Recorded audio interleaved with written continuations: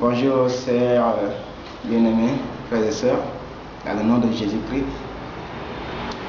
Je suis le frère Ernest Diouf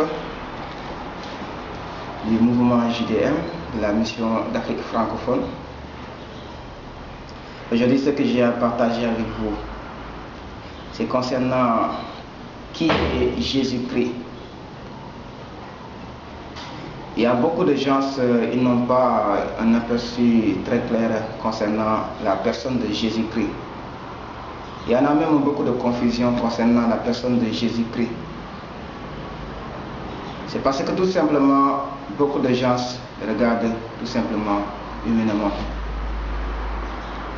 Alors que si nous regardons la naissance de Jésus, en quoi est-elle semblable à la nôtre? Jésus est né d'une femme tout comme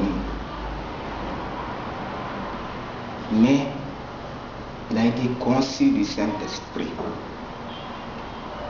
Tout ce qui est né de la chair, nous les descendants d'Adam et Ève, nous avons tous péché.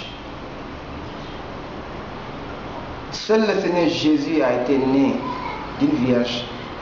Il a été conçu du Saint-Esprit. Il a été annoncé bien avant. Quand nous regardons l'Ancien Testament, le Seigneur nous parle concernant cette naissance à travers la bouche des prophètes. Et cela s'est accompli car le Sauveur a été né à Bethléem en Judée. Il s'agit de Jésus-Christ, le Messie, lui qui est le Christ, le Seigneur et le Sauveur. Qui est Jésus-Christ? Quand nous allons rencontrer une nouvelle personne, nous cherchons des informations sur lui. Son nom, sa profession, sa date et lieu de naissance. Au fur et à mesure que nous avons une relation avec cette personne, nous pouvons connaître sa mentalité, sa pensée et son caractère. Nous pouvons aussi, par l'intermédiaire d'une autre personne, avoir des informations concernant la personne. Mais ce que nous devons éviter, c'est de donner de mauvais jugements. Pour mieux connaître la personne, il faut s'approcher de lui, avoir une relation avec lui, partager des choses avec lui. Jésus est venu, comme le dit la Bible, pour nous sauver, pour nous donner une nouvelle vie, pour nous donner la vie éternelle. Mais chaque personne a une idée de Jésus, chaque personne a sa pensée concernant Jésus. Si nous voulons savoir qui est Jésus, nous devons écouter sa parole, nous devons écouter la parole de Dieu. Cela est une chose très importante, cela est une chose primordiale. Voilà pourquoi nous devons nous approcher des Saintes Écritures. Beaucoup de gens, ils ont un aperçu sur Jésus, mais en réalité, ils n'ont pas la relation. Alors que la relation est une chose très importante, la relation avec Christ. Il ne s'agit pas de dire que je connais tel celui. Mais qu'est-ce que tu as vécu avec Jésus qui a marqué ta vie, qui a changé ta vie, qui a fait beaucoup de choses dans ta vie pour que tu puisses témoigner cela?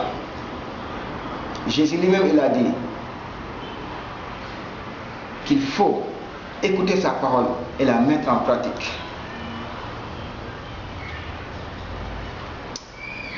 La pratique est une chose très importante. Pourquoi devons-nous nous approcher des Saintes Écritures? Pour mieux connaître Christ, pour sonder les profondeurs qu'il y a dedans, pour bénéficier des promesses qu'il y a dedans, des bénédictions qu'il y a dedans. Quelle est la nationalité de Jésus? Où est-ce qu'il est né? Où est-ce qu'il a grandi? Quand nous lisons l'évangile de Matthieu, chapitre 2, verset 1 jusqu'au verset 23, il nous relate la naissance de Jésus. Il est né à Bethléem, en Judée. Les mages sont partis, ils ont suivi l'étoile pour aller adorer, voir le Messie, le bébé qui était né. Ils avaient compris cela. Pourquoi ils ont fait cela? Cette marche se passe tout simplement à travers les Saintes Écritures. Dieu a parlé, Dieu a promis. Ils ont cru à cela et cela s'est accompli. Quand ils ont vu l'étoile, ils sont partis pour voir le bébé qui était né. C'est Emmanuel, Dieu avec nous, le royaume de Dieu parmi nous. Mais sur le chemin, ils ont rencontré Hérode. Hérode les a dit, hey, allez-y, si vous le trouvez, venez et il faut me le dire. Mais ils sont partis. Ils ont vu le bébé, le Messie qui était né. Ils l'ont adoré. Ils lui ont donné la myrrhe, de l'or et de l'encens. Cela, on ne donne pas à n'importe qui. On le donne qu'à un roi. Eux aussi, ils ont compris que Jésus était un roi. Ils ne sont pas retournés vers Hérode. Ils ont pris un autre chemin pour partir. Ici, il y a la crainte de Dieu. Sans la crainte de Dieu, nous ne pouvons pas expérimenter la puissance de Dieu. Nous ne pouvons pas expérimenter des bénédictions du Seigneur. Il faut craindre le Seigneur. Ça, c'est le commencement de la sagesse. La crainte de Dieu est le commencement de la sagesse. Et cela nous amène vers une vie sanctifiée, une vie encore transformée par l'Esprit de Dieu. Parce que tout simplement, nous abaissons, nous entrons dans une unité totale, parfaite, et nous bénéficions. Les marches ont pris un chemin. Hérode a voulu tuer l'enfant. Il a donné un ordre de tuer tous les enfants de moins de 2 ans. Et Dieu, à travers l'ange, a dit à Joseph, prends l'enfant et pars en Égypte. Joseph l'a obéi. Ils sont restés là-bas jusqu'à ce que le roi Hérode soit mort. Dieu les a encore parlé pour qu'ils puissent retourner. Ils sont encore repartis. Ils sont partis demeurer à Nazareth. Voilà pourquoi on l'appelait le Nazaréen. Des fois, il disait, n'est-il pas le fils de Joseph le charpentier? Il n'avait pas compris. Nous, les hommes, nous donnons des jugements qui sont faux. La manière dont nous jugeons est différente de la manière dont Dieu il juge, dont il voit les choses. Nous devons avoir un changement de mentalité. Si nous laissons la parole de Dieu nous pénétrer, cela est possible. Parce que nous allons vivre avec la parole. Nous allons marcher selon l'Esprit. Nous aurons la vision de Dieu. Nous aurons la vision de Dieu. Et en toutes choses, nous allons faire attention et savoir que tout, il faut le remettre au Seigneur. Qui est Jésus? Tout à l'heure, on a vu qu'il est né à Bethléem, en Judée. Il a passé son enfance à Nazareth.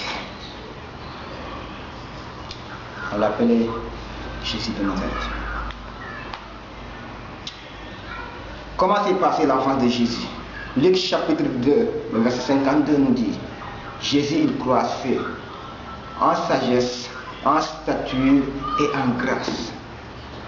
Voilà 3 choses très importantes pour la vie d'un enfant de Dieu. Peut-on avoir l'un et ne pas avoir l'autre? Je vois que toutes les 3 là, elles sont très importantes. La crainte de Dieu est le commencement de la sagesse, je l'ai dit tantôt. Nous devons aussi croître en stature. Nous devons atteindre la maturité spirituelle. L'apôtre Paul a dit qu'il y a des gens, il faut les donner le lait spirituel. Nous devons grandir.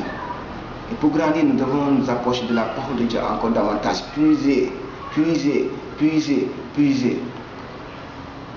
Et le Seigneur Jésus a dit, des fleuves d'eau vive couleront à notre sein et ne tariront jamais. C'est de l'abondance du cœur que la bouche parle.